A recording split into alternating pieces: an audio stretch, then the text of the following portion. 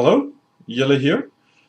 Since the Z490 chipset came out, I figured we could go through Gigabyte's media kit that they sent me. I haven't really received anything um, from other Windows, so this is just going to be a one-time thing that we're going to do here. But if I can find other media kits, I will go through them as well. But for now, this is all that I have. I haven't actually scrolled through all of this yet, so this is going to be my first impressions on this thing. That means I might stall when I'm reading, and you just, yeah, you'll be along for the ride here. That's basically it. So there are some pages on top with some NDA stuff. I'm not sure if I'm allowed to show that, but all of these pages, I think, because I did look through some of them, of course. Um, some of them, or all of them, I think is going to have this like no public disclosure thing. We're just going to have to look over this because I don't have a version without it. But like it is past April 30th, 6 a.m. PDT, so this is absolutely fine. So yeah, let's take a look at it. There's just some marketing stuff here that's, yeah, if you guys really want to read it, you can read it, but I'm not gonna bother. First of all, they go to their absolute biggest and baddest motherboard for this generation. I do have this motherboard. I'm going to do an unboxing of it as soon as I actually have time to do it. It looks really interesting because, of course, we see the 10th gen support for this and dual channel DDR4. This is kind of a given. But we do see 16 phases digital VRM with 90 amps smart power stages. These smart power stages include temperature projection and overcurrent projection and stuff like that. So this board is very much covered. I don't know which power stages this thing is actually using, or the controller for that matter, or the setup, because I'm not sure, like counting and yeah. I don't think all 16 phases here are for the V-Core. Maybe 2 of them are for the integrated GPU or something. I don't know about the setup here. But we do see a tantalum polymer capacitors array as well. This is going to help with transient response and overall VRM performance as well.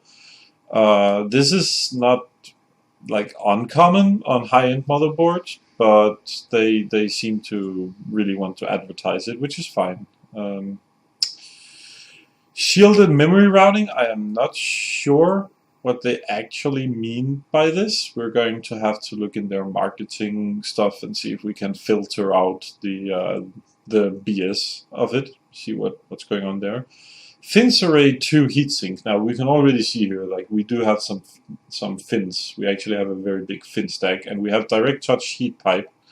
That is not exactly new for this generation. We see heat pipes that touch the VRM or power stages directly. We have seen that before. And of course, for a while, all motherboard vendors kind of went away from having a fin stack, but this is not really the case this time. And well, in general, Gigabyte for a long time now has been very good at making some fin stacks. Some vendors think that this heatsink is just a piece of art, but it has to be functional too. But it definitely is here. I don't know how much it's actually going to do with 16 90 amps smart power stages. But we'll have to look at that if I'm able to. We see nanocarbon baseplate. I have no idea what they mean with this. Maybe they're going to mention it later. Thunderbolt 3. That's not exactly new, but it's a nice thing to have, especially on a high-end motherboard. You would kind of expect it these days, I think. 127 dBA something amp up audio. I have absolutely no idea about audio, and you can't really see much about the audio section on this board. But it does seem like there's like a DAC that follows in the box or something. I don't really know what this is about. I don't really look at audio at all, so I'm gonna let you audiophiles look at that. So then we get a Quantia 10 gigabit, sorry, 10 gigabit LAN. This is really nice. 10 gigabit is something that I think we should move towards, but it's still very expensive. The chip itself here, I don't know the exact price, but like I've heard, I think $15 or something like that US, just for this chip. So it's pretty good that it's integrated, but 10 gigabit LAN is still a bit away, I think. But then they included Intel's 2.5 gigabit LAN, which is just awesome, because we have had 1 gigabit LAN for a very long time now, but upgrading to 2.5 gigabit is actually not that extremely expensive, especially not compared to 10 gigabit, and you still get a very nice boost to your LAN performance. So I like to see this, especially because it's Intel LAN. There's like Realtek who does LAN cards as well, and Broadcom and stuff. But in general, I have never had any issues whatsoever with Intel's network chips. So I'm expecting the same here. We also see Intel Wi-Fi 6. That is the new Wi-Fi protocol. I think this goes up to a gigabit, but don't quote me on that. I am not entirely sure. I don't really follow Wi-Fi because I want everything cabled. In my mind, that's just way more stable. So 3 times enlarged M.2 thermal guard.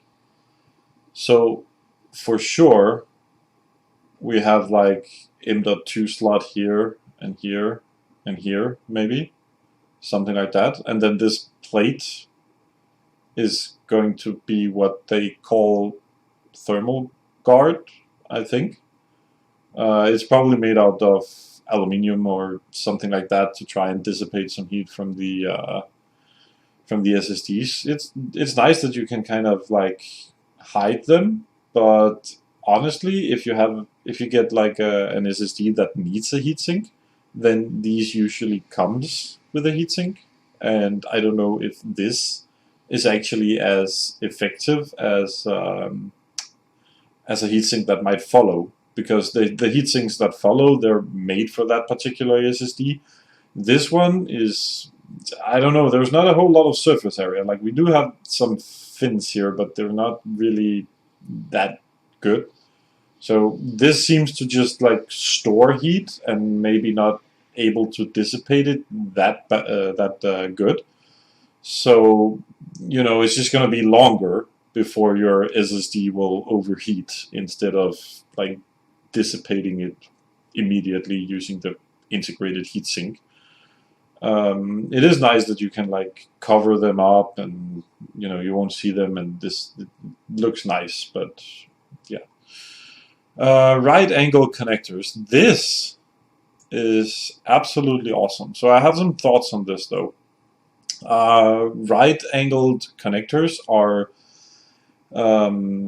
always they're usually not that good when you have a test bench. So you don't have your motherboard installed in a case. You just have it lying on the box or something. Then right angle connectors, they seem to just like they take up a lot of space, because you have to have the connector out here, like, and then you can bend it after, like, there's going to be a little piece of wire before you can start bending it and stuff. It's just, it takes a lot of space in my mind. If you didn't have them, then you would be able to just like plug it like the 24 pin here you would just plug it in and then like bend it this way, so that the cable is away. Usually I tend to have some things right here, like if I'm using my single stage phase changer, I would have this directly next to the motherboard, because the cooling hose is actually not that long. So it's a bit annoying on high-end boards, because these are the ones that I use on my test bench. But I still like to see right-angle connectors, because they are just awesome when you're building a PC inside a case. I absolutely like the cleanness that you can get from it. So like I would like to see this on lower end motherboards, and the like extreme high end, I don't really need it, to be honest, but like I understand sort of why they did it on this. I don't know if this is more expensive to do on a motherboard, but yeah, it's on the high end. It should have everything, so I kind of understand that as well.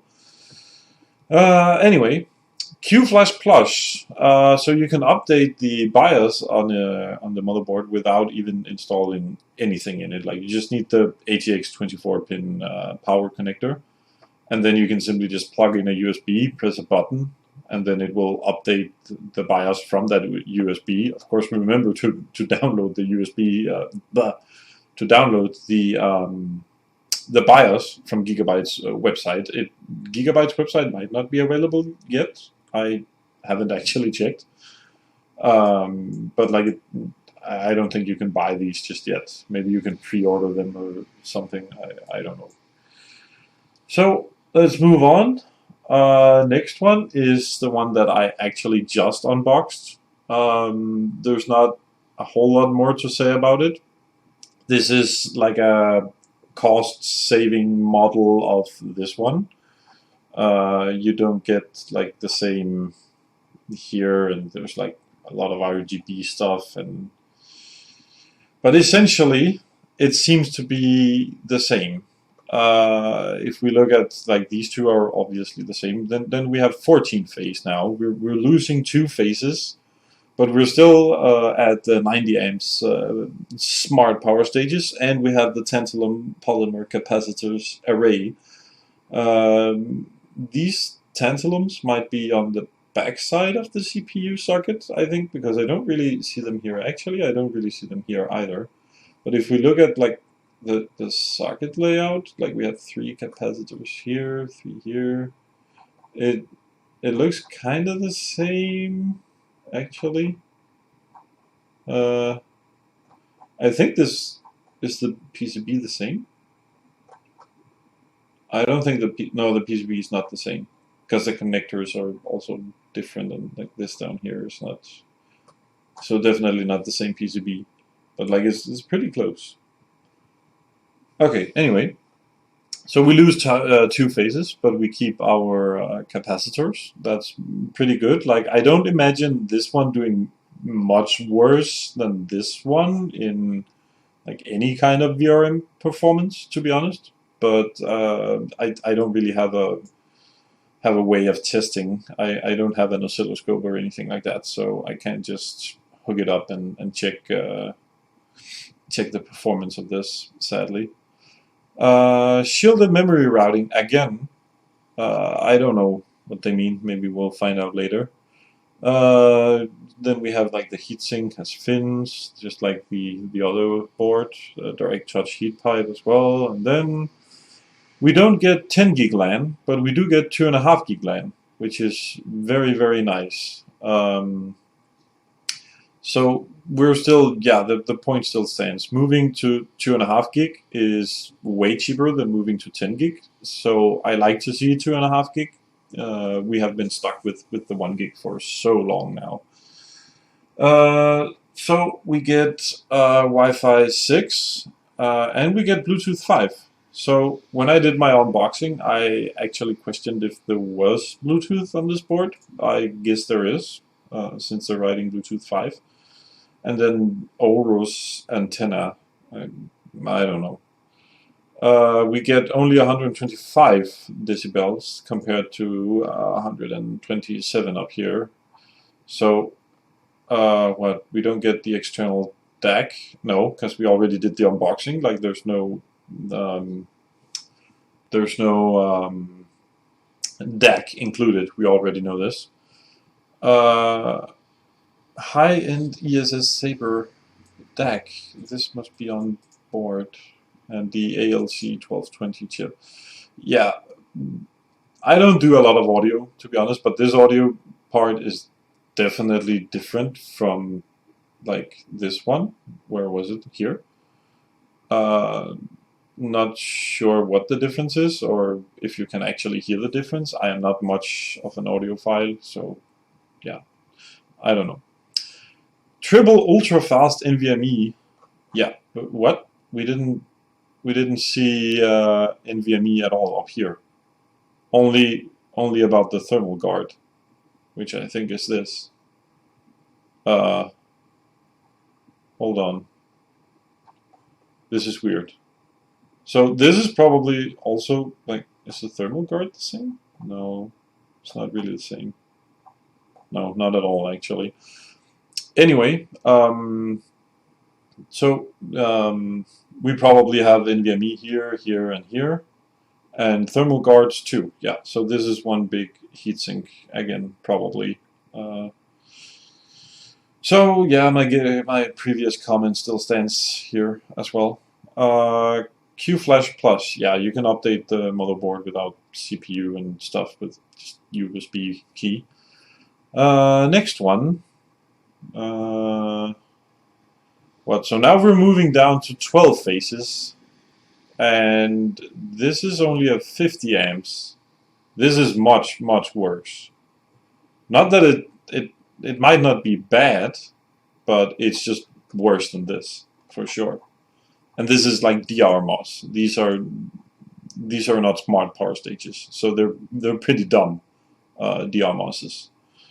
I'm not a fan. Some people might be. There are good and bad things of both, I think, but I don't like DR MOS at all. Shielded memory routing again, no idea. So FinArray 2 heatsink. Yeah, I don't see a lot of fins up here, but maybe here, I don't know.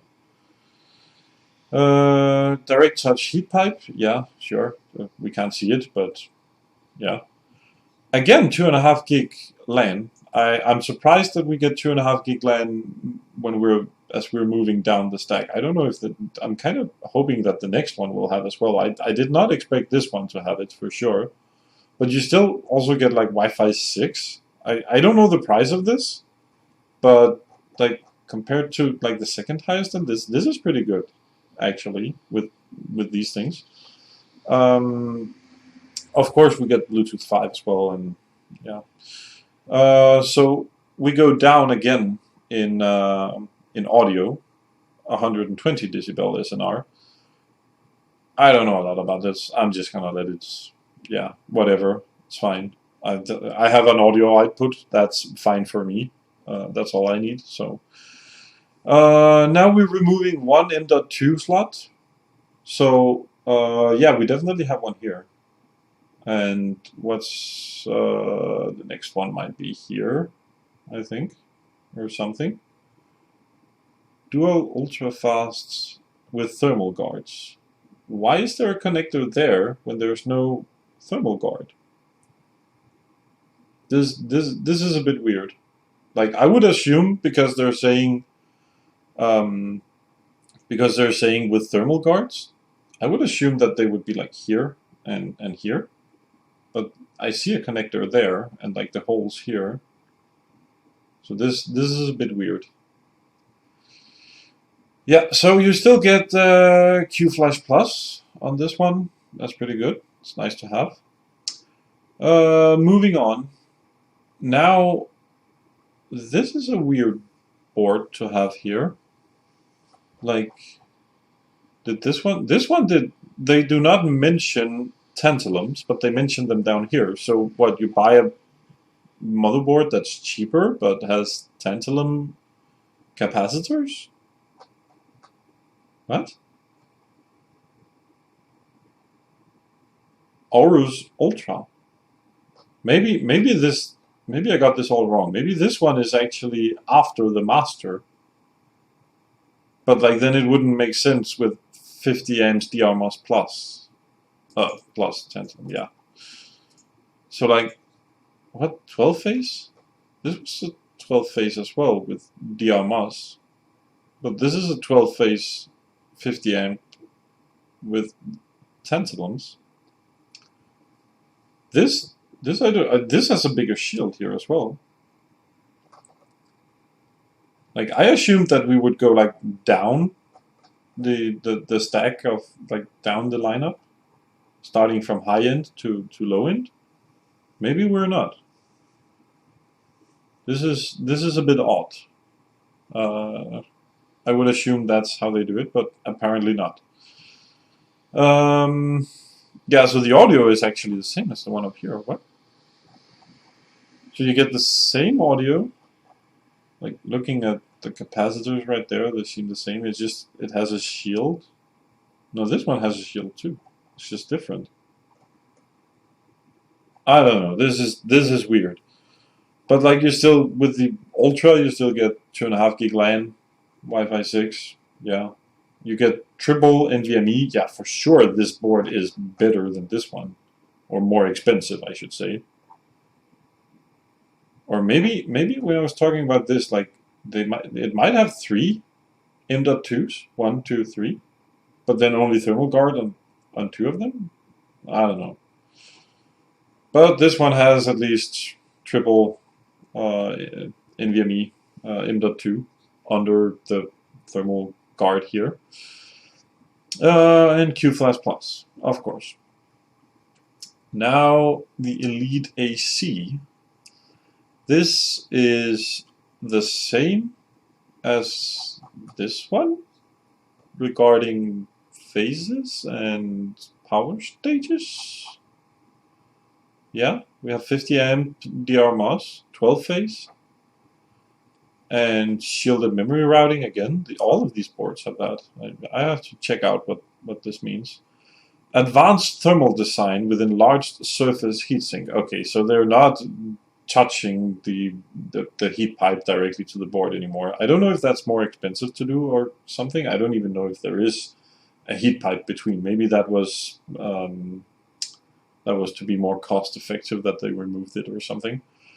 But advanced, yeah, I don't really see a whole lot of fin stacks. Like this is what I was talking about when I said that some vendors like to think that their heatsinks are modern art, because like there's no surface area. How are you going to dissipate any heat from a flat metal plate? That is not as good. Like if you had like a fin stack, that would be really, really good. I think we're moving. This is like a lower end, mid end board. I think maybe, especially with the like 12 phase DRMOS. Yeah, this is mid end. So you wouldn't want to put the biggest 10 core CPU in here. Yeah, we still get 2.5 gig LAN. This is really, really nice to see. With bandwidth management,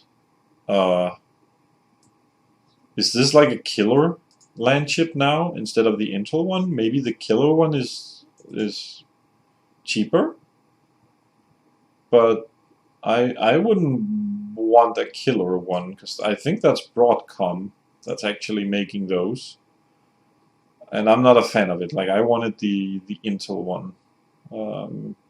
But I think this is like a personal taste thing, maybe. They might not be bad. I haven't tried any of these at all. So anyway, we get Wi-Fi 6 and Bluetooth 5 and the antennas. That's nice. We get amp up now. There's no decibels written on here. I don't know if that means anything to anyone, but like you can see the capacitors changed here on the audio part, and it looks very, very bare. Like there's almost no components right here near the audio part of the board. We get dual ultra fast NVMe.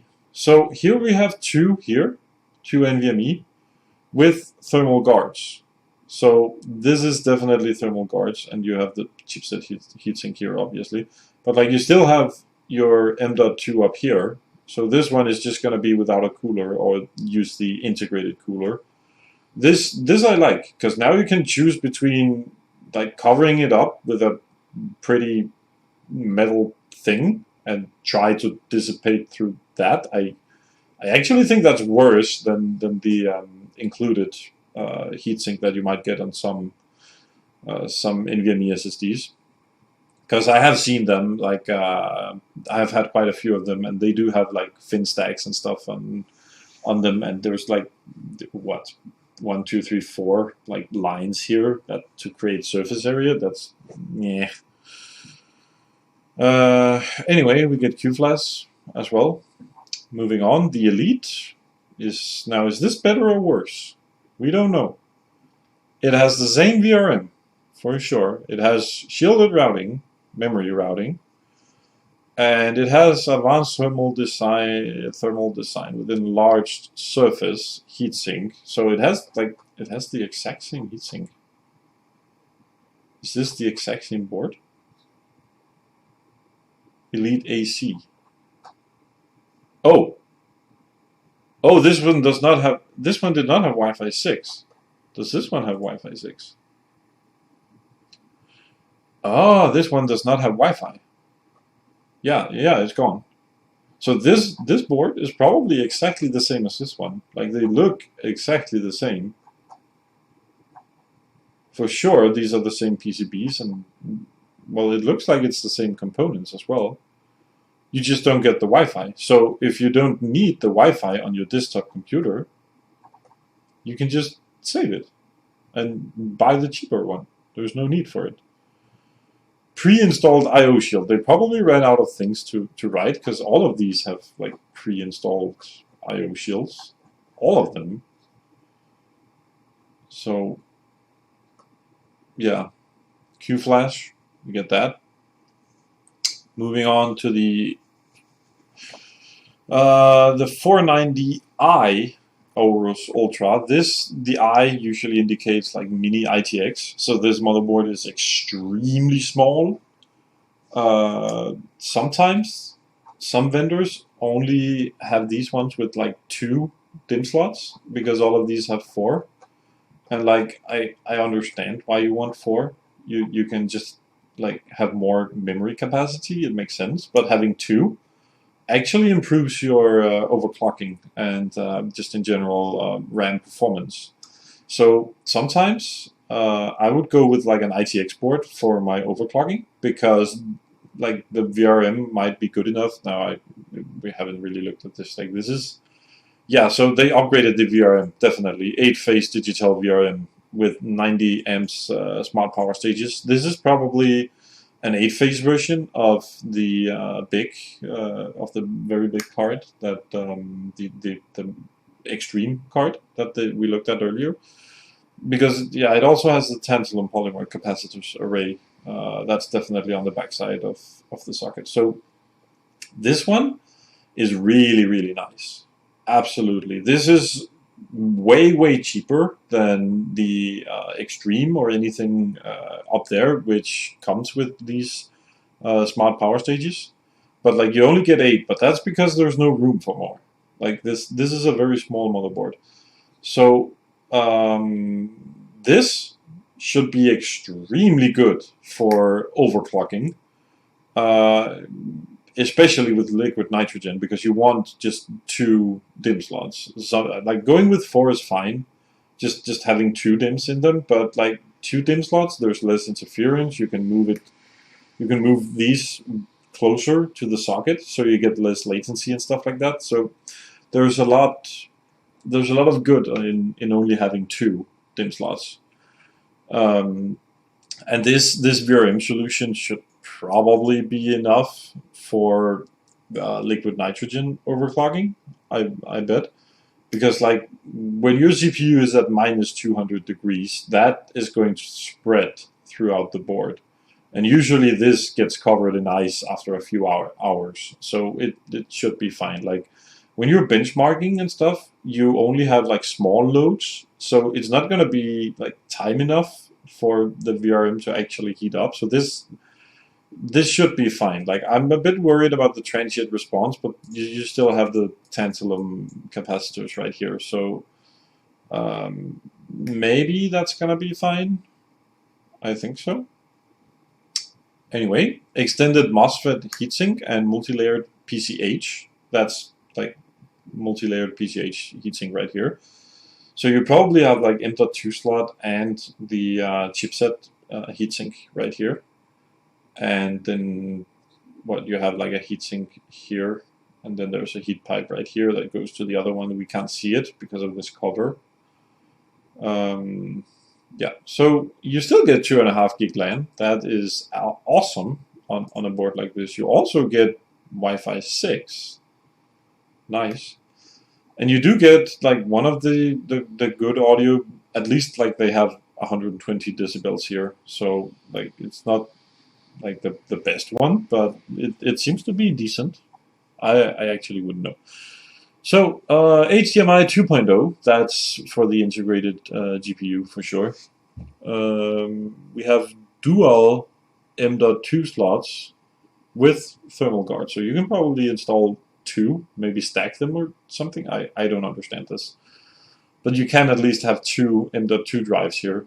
That's pretty good, along with like what 4 SATA ports. So you actually do have some expandability here, even though this is tiny motherboard. So yeah, QFlash Plus as well. Gaming X. Now this is where we start to save money. We do have a Direct 11+1 phase with DRMOS. Like they don't even say the amps of these DRMOS. So these are probably like 40 amps or something. I actually don't really know. But like this PCB also looks like kind of like this one. Nah. Yeah, it could look a little bit, but just with like more components.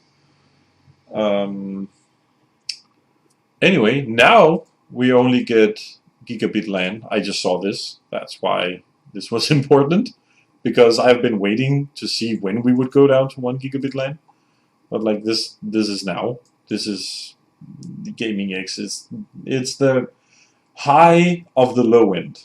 Let's say it like that. Anyway, enlarged VIM heatsink. Yeah, sure. Like no surface area at all, but sure, it's big. Fine.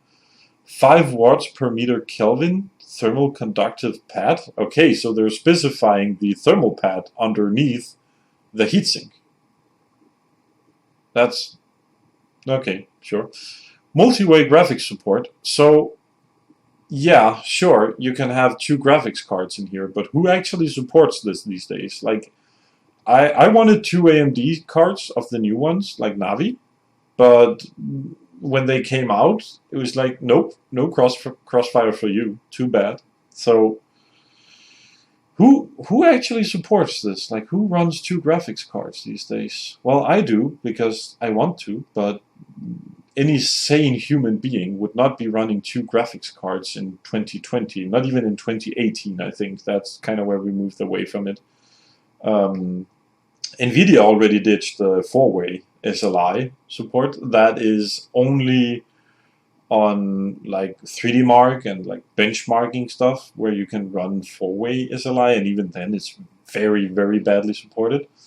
NVIDIA is still supporting 2-way SLI, so yeah, sure, you could have 2 NVIDIA cards in here, but like that's a very narrow spectrum because AMD is supporting it on their older graphics cards, but the new ones, nah. And we're probably gonna move towards that. So I don't expect to see dual GPU support from AMD in a while. I hope that it will come back for sure, but I honestly don't think that it will. Dual armor and ultra durable design. Yeah, okay. Uh, ALC 1200, yeah, this is the audio, high quality audio capacitors, audio noise guard. Where is the noise guard? I have absolutely no clue. Like, there should be like this. I think this is what they mean by a noise guard or something. This is usually what vendors call like a guard of some sort, but I don't really see it here. I could be wrong, but I actually think that's it, but whatever. Oh wait, what do we have more? We do have dual M.2.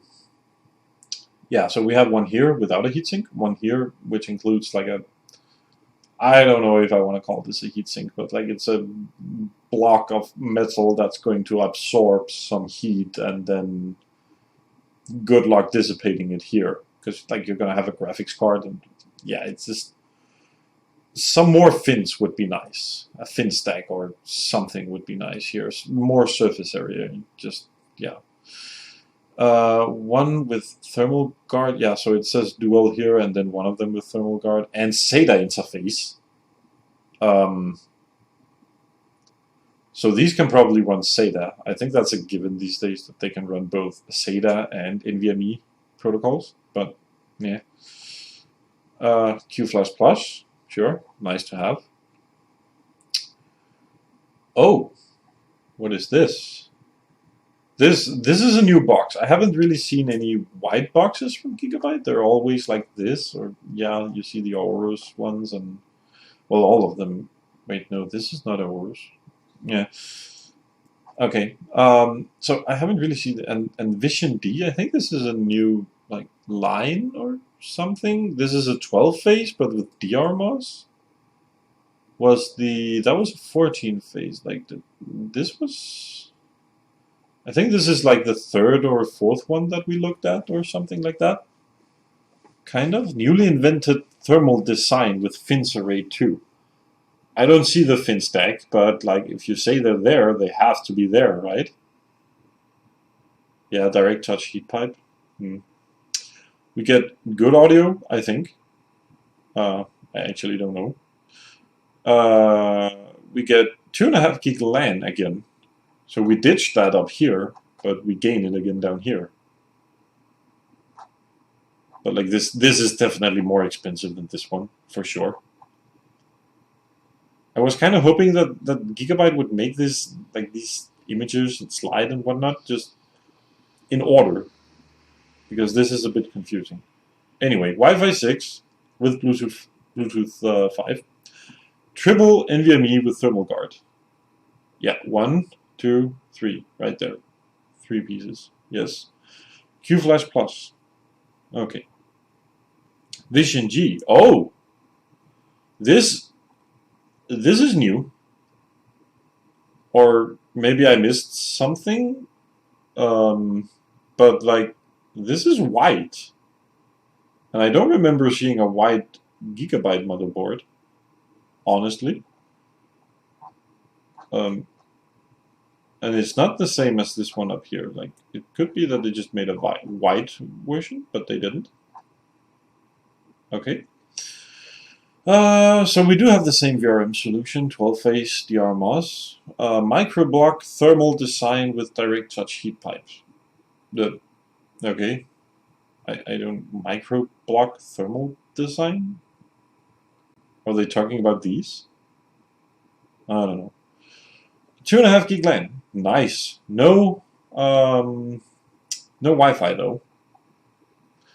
Multi-way graphics support, yay for that. We need more of that these days. Audio is now we're down to 114 on rear and 110 on front. In microphone with high-end audio capacitors, yeah, okay. Like this might be better than this one. No, it's not. No, I think this audio part is better than this one. So like this is probably going to be a cheaper version of this one, because no Wi-Fi and like worse audio. You only have 2 M.2 slots. They're probably under here, because does it say both with thermal guard? Yeah, both of them have thermal guard. It's these two, but like, yeah, there's one here as well. So you do have triple, but only two with heat sinks in quotes. You have a front USB 3.2 Gen 2 Type-C header. So that's like, I can't really see. This looks like a 3. I don't know. But like there's one there, I think. This looks like one of them. But it's not mentioned here. So they mention it here simply because they probably ran out of stuff to mention. Q-Flash Plus, awesome. Z490 new features, yay! Daisy chain plus shielded memory routing. So daisy chain is kind of what you want if you're running two DIMMs, two RAMs, and there's something called T-topology, which is kind of what you want if you're running 4 DIMMs. But like daisy chain, yeah, sure. That's for me. That's what I want. So I like to see that. Shielded memory routing. I'm still not sure what this is, but like the Aorus ones have it. So just pick an Aorus board and you get shielded memory routing. Apparently, they all support. Yeah, all of them support 32 gigabytes single DIMM. And here we are with the Ultra G2. So the Ultra G2 does not have extreme power design, but like the Ultra does. I don't know. I don't remember seeing a G2 actually, but here, like this one was a 16 phase. This one was a 14 phase. I don't remember how many phases this one had. Did it have 12? I think so. So you're kind of like moving down a little bit on these, but I still think that a 12 phase, like 90 amps, like just because it's rated for 90 amps does not mean that you're ever going to output 90 amps. But like these are very new 90 amps. It's not something that you could get like 10 years ago. So they should be pretty efficient. They should not create a whole lot of heat, even when outputting like half of that. So, and mind you, you can get like 30 amp rated power stages that will never output 30 amps. So this one should be like pretty good. I still don't know what power stages these are. I don't actually remember who makes 90 amps. So I'm gonna have to take a look at it at some point. Direct power design. I have no idea what that means. Tantalum capacitor array. So we get that on.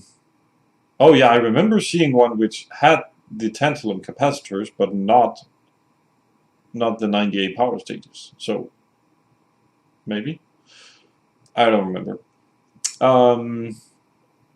Anyway, you have 4 boards that provides that.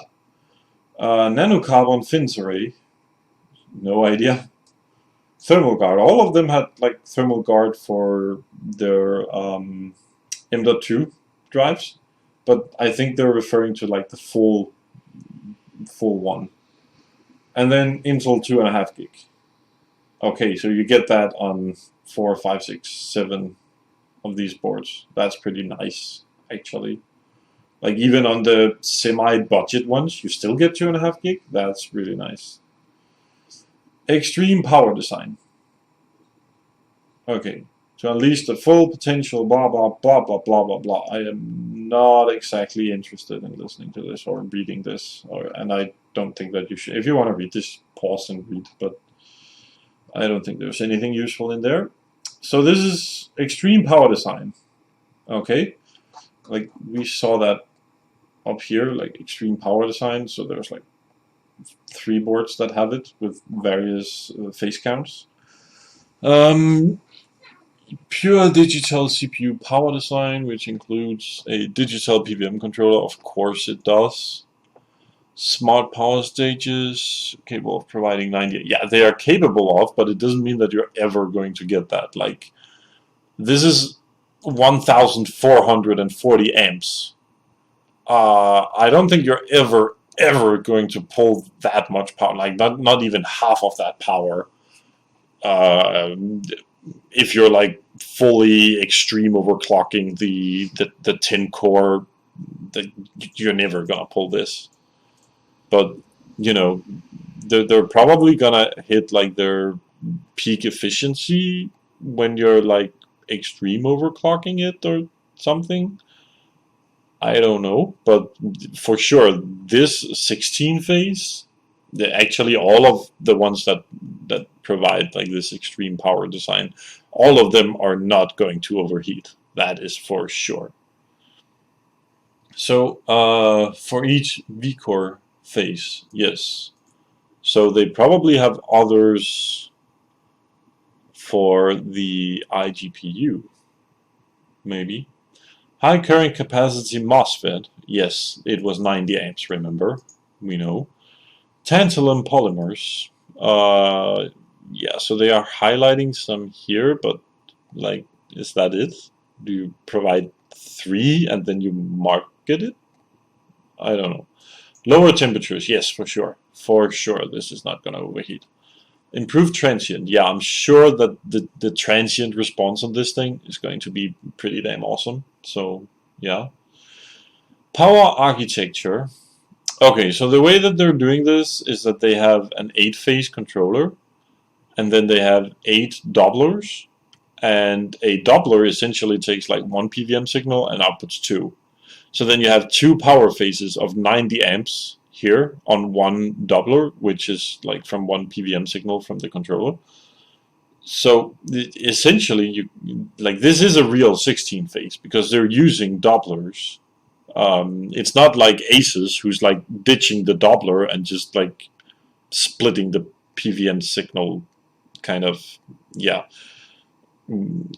So this is absolutely a real 16 phase, and then you have the tantalum capacitors here. So yeah, this is how the 16 phase, and then you have the 14 phase. They're probably just ditching the 8th phase on the controller and keeping the same controller and the same everything, just ditching one of them. And then you have the 12 one, so they're probably just ditching 2 of them and keeping the same controller, I would assume. So that's that. True power design. In order to unleash the full blah blah blah blah blah. This is marketing. Yeah, fully load balanced with doublers and the tantalum. Yes, yes, yes. We know. Suddenly changes between. Yeah. So the transient response is, of course, when the CPU transcends from like idle state to load state. Then you're going to have like your VRM has to react extremely fast because like suddenly the CPU is pulling like maybe 50 watts or even less, and then suddenly you're pulling like 200 watts of power. So you need to like react on this extremely fast, and that's what the tantalum polymers actually help with. So yeah, we know that this is good. We like to see the tantalum polymer capacitors array, but they're pretty expensive to do. So, but like of course the high end one should have it, definitely. So power design efficiency. I have no way of validating if this is true or not, but like I guess that they wouldn't put it in here if it's not true. So, but like they claim 3% higher efficiency, but like that's only from here and up, right? But where is here? How much power are you pulling here, and how much are you pulling here? Like it says current in amps this way, but an efficiency this way, but like what? This is typical marketing. All the vendors do this. Like you don't really know, and like yeah, sure. Direct power design. So this is the 12-phase DRMOS without PWM. Okay, PWM doublers. Yeah, so you're not using doublers. You probably have a 6-phase controller, and then you're just like paralleling 2 at a time. It's not like it's a bad way, but that doesn't make it a true 12-phase. That just makes it like a pimped up 6-phase, in my mind at least. Some might not agree. So capability to handle 600 amps current in total. Yes, 600 amps. That is good, but you're never ever going to like pull 600 amps out of these phases. They're gonna overheat so fast if you pull 600 amps out of this, like these 12 phases, because they're what, 50 amps each, 40 amps. I don't remember. Like you can probably calculate that, but whatever. All solid capacitors to improve transient response and minimize oscillation. Yeah. Okay, so up here they were talking about tantalums, right? They were better for transient response. Now suddenly the solid capacitors are there to improve transient response, but like these, the solid capacitors here, I don't know which ones these are, but they're definitely worse than like your, what, where was it? Anyway, yeah, your tantalum polymer ones. So this is definitely worse. It's not like, it does improve transient over having none of them. That's true. Or having the old electrolyte types, like with liquid inside of them. So these are better for sure. Better, faster, yeah.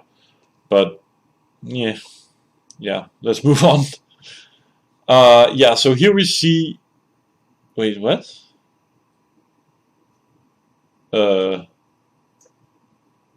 This is not, I don't understand this representation. Like 1 PVM, what? Okay, so these two, like 1 and 2 is one phase, 3, 4 is one phase, and they're just connected, like 2 of them at a time to one PVM signal from the controller.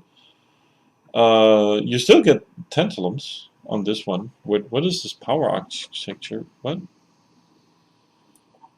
This is a bit weird, but like I remember there was one with diamos and with tantalums, so this makes sense, but it's definitely not this up here. Anyway, power design efficiency. Again, no idea. You only have better efficiency like from here on and up, but like where is here? And like how much amp did you test up to? Yeah, let's move on. Tantalum polymer capacitors array. Oh, here we go. On the back side, we have a bunch of them, and just behind the CPU socket. This is very good. This is very good. This is, what? Do they have it on the RAM? This is near the RAM slots, so I would assume that this is for the RAM slots. This is for the CPU, and this is for the CPU.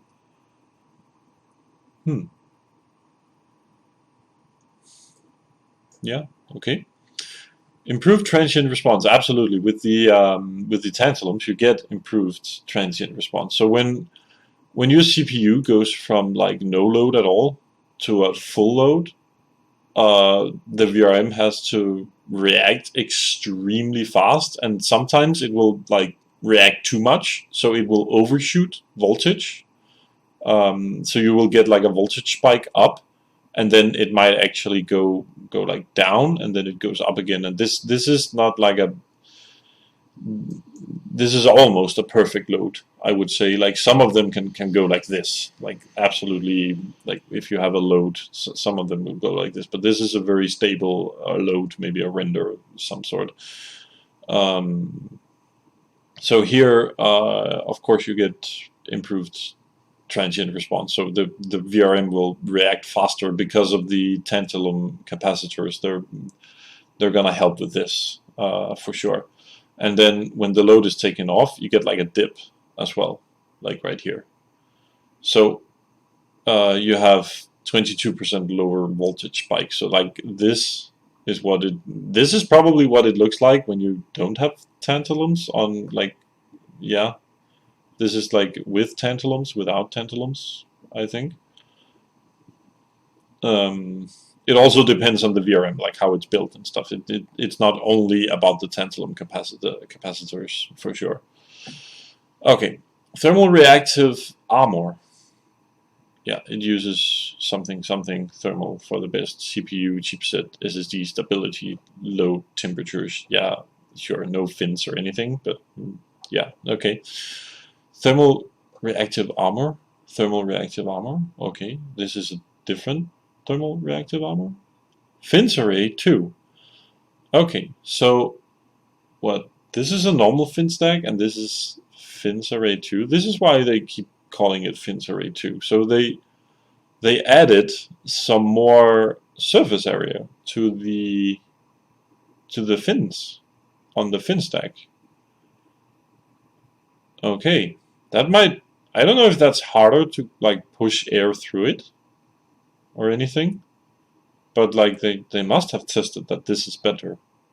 But does it matter on the ones that had it? Like they have such a big VRM anyways, so I don't know if it actually matters. Anyway, direct touch heat pipe 2. Yes, of course.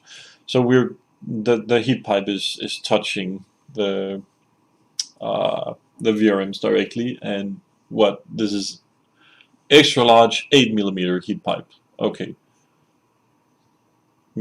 Yeah, there's not much to say about it. I don't know a lot about heat pipes, but like bigger is probably better, I think. Yeah, let's go with that. Nanocarbon baseplate. I remember seeing nanocarbon. Baseplate made of aluminium. Okay, so they made the baseplate here, the backplate, with, I actually don't know if that's true, but I guess it is. Thin layer, okay, so they're coating carbon on here through electrostatic, and I don't know how carbon, how that is like enhancing thermal radiation capability. I have no idea. So yeah, your transfer heat, yeah, definitely. There are, you can see this is, I've seen this from Gigabyte many times when they do a backplate and they have like these recessed things here. There's going to be a thermal pad right here, and it's going to like let some of the heat into the whole backplate. It's going to spread out. So it does actually keep the VRMs a little bit cooler. Does it matter? I actually don't really know, because these are very high-end VRMs anyways.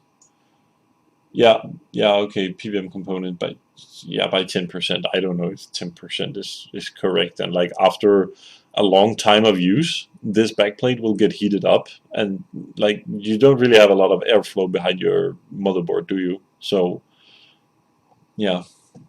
Nanocarbon coated fins array heatsink. Okay, so the nanocoat thing, their fin array as well, the fin stacks here. So along with changing like the way that they're made, and well, what this, yeah, with not just changing this, they're also coating it with something. Yeah. Okay, fine. Aorus thermal reactive armor. So like 32 degrees cooler VRM SSD, and this is hotter. This is without the heatsink. Yeah, of course it's going to be hotter without the heatsink. Like we all know this. But like, how much is this and how much is this? Like when you look at the thermal camera, it will usually like adjust to the temperatures and stuff. So like we don't know how hot this is and how hot this is just from a thermal image. Like we need numbers here, but it's just, it's normal that pretty much all vendors just, they never provide actual numbers. Yeah, so like I don't know what to use this for, but yeah, fine. Extreme memory design. Okay.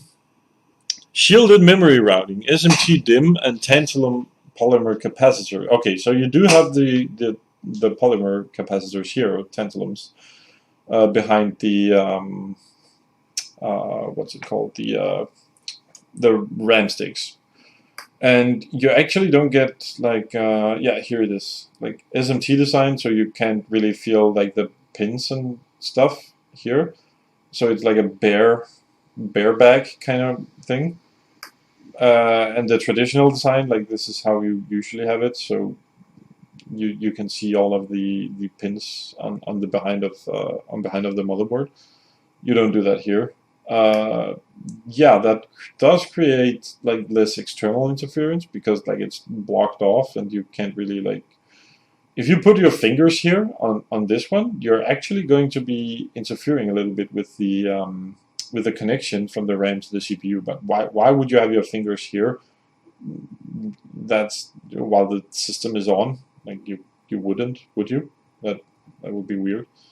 But like it does help something, for sure.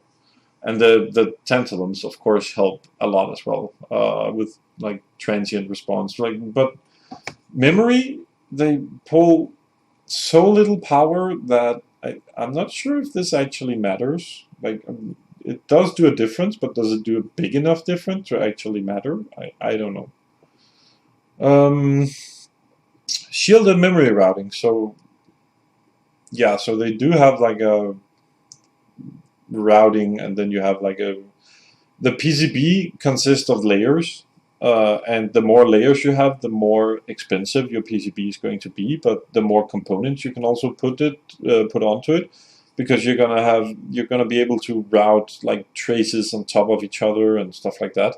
So here they're using a layer just to shield, and I actually don't know if that's gonna change much, but it might. Improved transient response. This is so we're looking at memory here. Yeah, so this looks kind of messy, and this looks very, very clean. Yeah. Yeah, so you have a massive improvement of like maximum voltage and minimum voltage. What did they set the voltage on? 1.45? They don't say what the target voltage is here, but it looks like 1.45 because that's like right in the middle here. Like, yeah, it's probably 1.45. So this actually kind of explains transient response. When you go from no load to load, or from load to no load, you get like these spikes. So here it spikes up to 1.5 volt. Here it's only 1.469 volt. So the spike is not that big, and the same goes for the minimums. Like, it doesn't dip as far down as this one. So the gap is, yeah, obviously. So this is absolutely better. There's no doubt about it. But is it enough to actually matter? Because like this is so little anyway, and you're pulling almost no power. That's why it's so little. Like, if you would pull CPU kind of power, then this would be kind of bigger, right? So I don't know if this is going to help anything, but yeah, okay. DDR4 up to 4800 megahertz and beyond. I love this beyond, because they probably don't have like a multiplier up to more than 4800, and then beyond is just because, yeah, you can change the bus speed, can't you? So, but like any motherboard can do that. So anyway, don't buy 4800 kits. They are, if you can even find them, I don't know if you can. I know that Gigabyte made some 5000 kits at some point, and I know that they can be run on AMD's Ryzen 3 platform, Ryzen 3000 platform. So you might be able to find this kit, but it's going to be like, I don't know, 3 times, 4 times more expensive than like this down here, and already this is kind of overkill. If you're just building a gaming computer, like, don't go above like 3600 or something like that. It doesn't make much sense. But sure, you can go 4800 megahertz on this if you have an actual memory controller that will let you. So the memory controller is very sensitive to these things, actually to anything. So if you have like 2x8, 2x8 gigabyte RAM sticks, then you might actually get more speed than having like 2x16 or 4x, well, definitely if you have 4x8, you're going to limit your memory speed a lot because the memory controller in the CPU simply cannot follow. But I don't know the the speed of the memory controller on the new 10th gen, but I think on the 9th gen, what's that, 2600 megahertz or something? So like this up here is almost double that. So good luck overclocking your memory controller to double the speed. Like I have a 9900K that can go 4600. But like that's extremely rare. I found a 9700K that will go like 4400 or 4266, somewhere around there, and even that is pretty good actually. So don't go out and just like, yeah, my motherboard supports 4800 megahertz, so I'm gonna buy 4800 megahertz. No, your CPU is simply not going to be able to follow that. It makes no sense. Like, sure, we have it for overclocking, and when we find a really, really good CPU that has a really, really good memory controller, sure, we can do this. But, like, yeah, that's all I have to say. PCIe 4, okay, so we know that AMD has PCI Express 4.0, and everything up until now has been PCIe 3.0. So I actually don't really understand. Like, it may have PCIe 4 switches. Okay, so it has and the Turbo B clock and read driver. What? And this is a PCIe 4 M.2 slot. Is this the? I actually don't know what board this is. This might be the high-end one. I don't recognize it because it had like the big thermal guard on it. But we know that PCIe 4 is kind of hard to do because signal integrity is actually starting to be a problem when running these high bandwidth here. But like AMD was able to do it, and I don't know. Do we see new CPUs on maybe 10 nanometers that have PCIe 4, and then all your Z490 boards will have enabled PCIe 4? Because like it says right here, we have two PCIe 4 slots. This is probably a PCIe 3 slot that's connected to the chipset over here. So these two are connected directly to the CPU. This is interesting. This is pretty interesting. So this might like point us to what happens in the future. Anyway, yeah. So slot signal stability, you need more stability, and you need less signal loss on PCIe 4 for sure. Triple NVMe PCIe SSDs in RAID 0. Okay, so this is fine if you want 3 of these. Like now it mentions Gen 3. This is Gen 4, and it said Gen 4 right here. Gen 3, Gen 3, Gen 3. Okay. Anyway, these, yeah, you get so high speeds even with like Gen 3. So you're gonna saturate your like your link your link to the CPU, because you only have a certain amount of bandwidth to the CPU, right? So when you use these, like you're gonna saturate that even before you're maxing out your 3 RAID 0 SSDs. So I don't know. It's nice to have the option. It probably gives you better read and writes on the random part, the random I/O of it, and the IOPS. It probably increases your IOPS somewhat. But like raw speeds, you're probably not gonna get. Yeah, you're not gonna get above this for sure. And like one M.2 SSD can almost do these speeds anyway. So I don't know. It's fine that they added it. Of course, we like to see it. I like to see it, but I don't know who's actually going to use it. Aorus Thermal Guard 2 technology. Okay. Double-sided heat sink design. What? Throttling and bottlenecks. Yeah, okay. I already talked about this. I'm not gonna go over it again.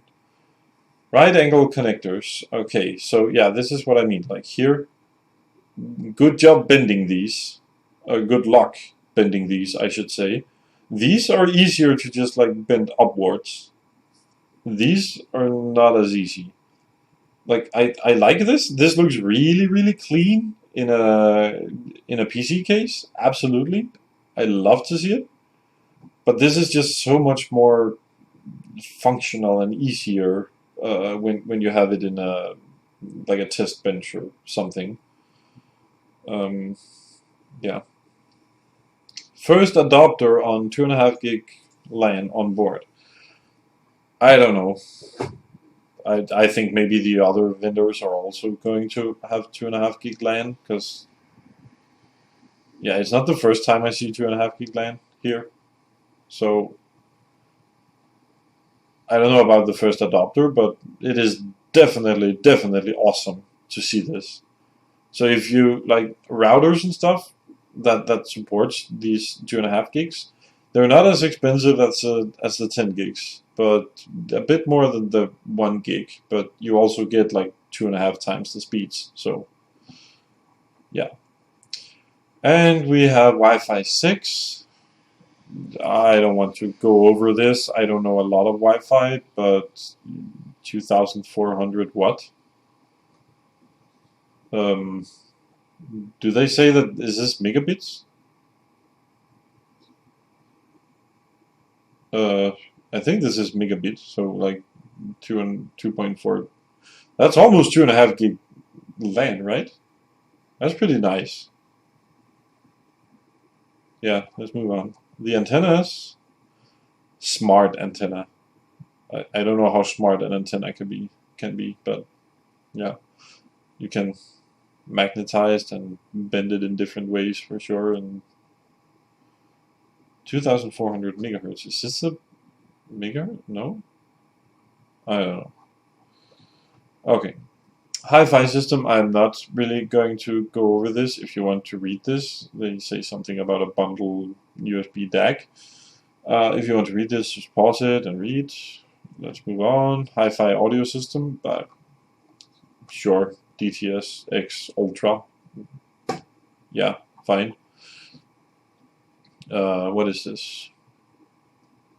No way. No way. So this is pretty interesting. So like they're illustrating your sound, and then your sound is like good when it comes from the back of the motherboard, but if you get out the front, then your audio is gonna be all pixelated, right? That makes sense. Your audio is pixelated here, but no pixels here. Okay. Here we have exclusive essential USB DAC. This is just brilliant. Like they put the image on top of the text. This must be an early. Actually, this is not even an early release. Like I got this updated version like 3 days ago or something. So like this should be the final one before like actual release, right? Anyway,